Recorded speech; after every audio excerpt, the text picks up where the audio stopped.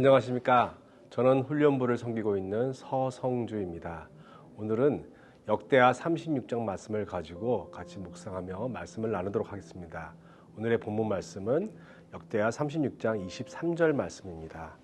바사왕 고레스가 이같이 말하노니 하늘의 신 여호와께서 세상 만국을 내게 주셨고 나에게 명령하여 유다 예루살렘의 성전을 건축하라 하셨나니 너희 중에 그 백성된 자는 다 올라갈지어다.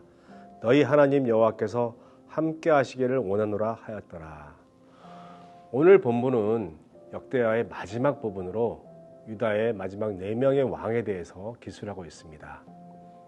유다의 새로운 신앙의 부흥을 꿈꾸었던 선한 왕 요시아 왕이 죽은 후에 유다의 신앙과 국력은 급격히 하향 곡선을 긋게 됩니다. 그때로부터 약 23년이 지난 후 유다는 완전히 멸망하고 말았습니다. 요시아 왕에게는 4 아들이 있었는데요. 장남은 왕위에 오르지 못하고 세 아들이 왕위에 올랐습니다. 1절부터 4절은 요시아의 막내 아들이었던 요아하스에 대하여 기술하고 있습니다. 그는 23살의 왕위에 오른 후에 겨우 3개월을 다스렸습니다. 하지만 느고가 왕위를 패하고 인질로 데려갔으며 요시아의 다른 아들인 엘리야김을 여호와김으로 계명하여 왕위에 앉혔습니다. 여기서 조금 이상한 점이 발견됩니다. 장남도 아닌 막내 아들이 왕위에 오르고 1절을 보시면 백성이 그의 아버지를 대신하여 왕을 삼았다고 되어 있습니다. 하나님의 뜻을 구하지도 않고 그들은 제멋대로 왕을 세우고 여전히 하나님께 불순종하는 모습을 보이고 있습니다. 또한 5절부터 8절까지는 여호와김에 대하여 기술하고 있는데 25세 왕이 된 여호와김은 11년의 통치 기간 동안 아버지 요시아와 달리 하나님 앞에 악을 행하였습니다. 다른 나라의 왕에 의해 자신의 이름이 강제로 바뀐다면 그 나라와 왕과 백성은 엄청난 수치를 당한 것입니다. 그렇게 수치를 당하고도 왕위에 올랐다면 당연히 자신의 무력함과 억울함을 하나님께 하소연해야 할 것 같습니다.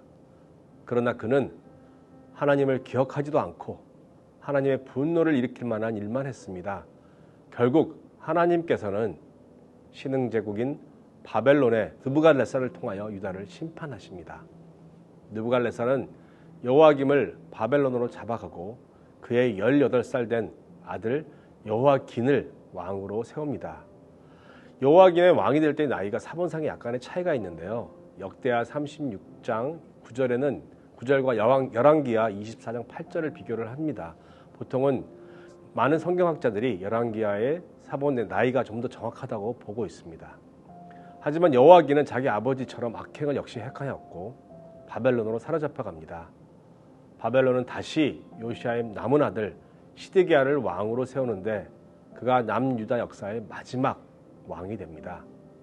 시드기야는 위기 속에서도 왕이 되었고 예레미야가 그토록 부지런히 그에게 하나님의 말씀을 전하였음에도 불구하고 하나님 앞에 겸비하지 않았습니다. 아마 역사상 유다에서 가장 악한 왕이 아닌가 합니다. 당시에 유다의 죄악상은 정말로 극에 달았고 하나님께서는 계속하여 부지런히 선지자들을 보내어 말씀하셨지만 그 왕과 백성들은 선지자들을 비웃고 욕하며 말씀을 멸시함으로써 결국 하나님의 진노가 계속 쌓여만 갔습니다. 또한 시드기야는 정치적으로도 느부갓네살을 배반함으로써 결국 하나님은 그들을 바벨론의 손에 붙이셨습니다. 영원히 사라지지 않을 것 같았던 성전은 백성들이 보는 눈앞에서 회파가 되었고 성전의 많은 기구들과 그릇들과 모든 것들이 다 바벨론에 약탈되었습니다. 그렇지만 하나님께서는 침묵하셨습니다. 역대기 마지막 부분에 놀라운 말씀을 적고 있습니다. 이에 토지가 황폐하여 땅이 안식년을 누림과 같이 안식하여 70년을 지냈으니 여호와께서 예레미야의 입으로 하신 말씀이 이루어졌더라. 36장 21절 말씀입니다. 하나님께 불순종하여 지키지 않았던 땅의 안식년을 하나님께서 강제적으로 허락하신 것입니다. 예레미야 예언대로 70년이 차고 하나님은 바사 즉 페르시아 왕 고레스를 통하여 이스라엘 백성들을 다시 돌아오게 하셨고 성전을 재건축하게 하십니다. 약속대로 또한 말씀하신 대로 하신 것입니다. 이스라엘이 한 번도 땅의 안식년을 제대로 지킨 적이 없다는 사실에 참 매우 놀랐습니다. 그 말은 안식년이나 신일에 대한 규정도 전혀 지키지 않았다는 것이며 사실 이스라엘이 이 땅에 펼쳐야 할 하나님의 공의와 정의도 제대로 실현하지 않았다는 것을 드러내는 말씀이기 때문입니다. 이스라엘 역사 가운데 그만큼 하나님의 말씀을 가볍게 여겼다는 것이며 하나님의 말씀대로 살지 않았다는 것이기도 합니다. 즉 하나님을 온전히 사랑하지도 않았고 하나님의 계명대로 이웃을 사랑하지도 않았으며 안식년도 제대로 이행하지 않는 이스라엘을 꼬집어 드러내신 것입니다. 사실상 이스라엘 전 역사에 대한 하나님의 평가이기도 합니다. 그리고 70년이 끝나자 하나님은 바벨론을 패하십니다. 즉 바벨론의 용도가 끝나자 하나님은 다시 페르시아를 세우십니다. 역사를 다스리시는 하나님이신 걸 보여주십니다. 나라와 왕을 낮추기도 하시고 높이기도 하시는 분이 바로 하나님이십니다.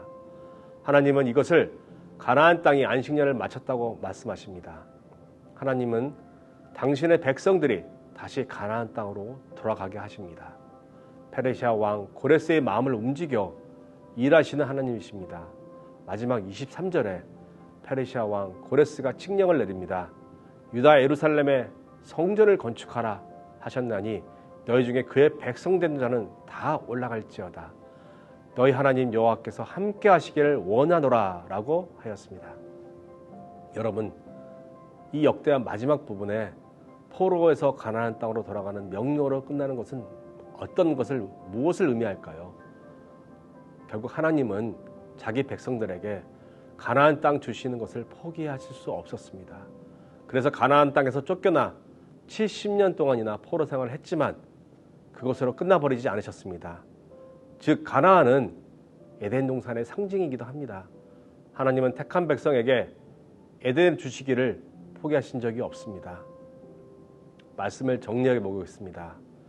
역대하 36장의 말씀을 묵상하며 저는 이런 생각이 들었습니다. 열왕기하의 마지막 부분도 희망적인 내용으로 끝나고 역대하의 마지막 부분도 희망적인 내용으로 끝이 납니다.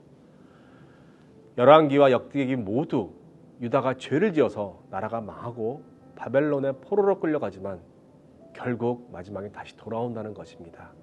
이것이 이스라엘 향한 하나님의 마음이요 범죄하며 살아가는 우리를 향한 하나님의 사랑인 것입니다. 작년 초부터 2년 가까운 시간 동안 우리는 코비드-19 팬데믹이라는 한 번도 경험하지 못한 상황을 겪으며 생활하고 있습니다. 많은 성도님들이 여전히 가정과 직장에서 어렵고 힘든 시간을 보내고 있으며 또 어떤 분들은 생업의 존폐기를 겪는 많은 어려움이 있었습니다. 이제 백신을 맞아가며 또한 일상으로 돌아가고 팬데믹을 이겨내며 마치기를 기대하고 있습니다. 어쩌면 이스라엘 백성들이 성전이 무너지고 모든 것을 잃어버리고 포도생활을 했던 것처럼 우리도 우리 공동체 생활에 많은 것을 잃어버렸습니다. 하지만 하나님께서는 그들에게 다시 돌아올 기회를 주셨고 성전을 재건축하게 하셨습니다. 이제 우리도 우리의 공동체와 사역들을 다시 재정비해야 할 때입니다. 한 번도 가보지 못했던 그런 길을 가야 하며 미지의 세계를 개척해야 하기 위해 나가 싸워 승리해야 하는 그런 시기인 것 같습니다. 주님께서는 저희들에게 오늘 주신 말씀을 통해서 주님께 속한 우리들을 자녀 삼아 주시고 항상 함께 하시며 지켜주신다는 언약의 말씀을 믿고 감사하며 용기를 가지고 나아가는 저와 뉴성의 모든 성도님들 되시기를 간절히 소망합니다. 다 같이 기도드리시겠습니다. 사랑과 은혜가 풍성하신 우리들의 참 좋으신 하나님 감사합니다. 오늘 이 아침 첫 시간을 주님과 함께 말씀을 허락하여 주시니 진심으로 감사드립니다. 어렵고 힘든 시기이지만 더욱 주님을 바라보며 의지하며 순종하는 삶을 살아가게 하여 주시옵소서. 오늘 하루도 복되고 승리하는 하루가 되길 바라오며 이 모든 말씀 우리를 구원하신 예수 그리스도 이름으로 기도드렸습니다. 아멘.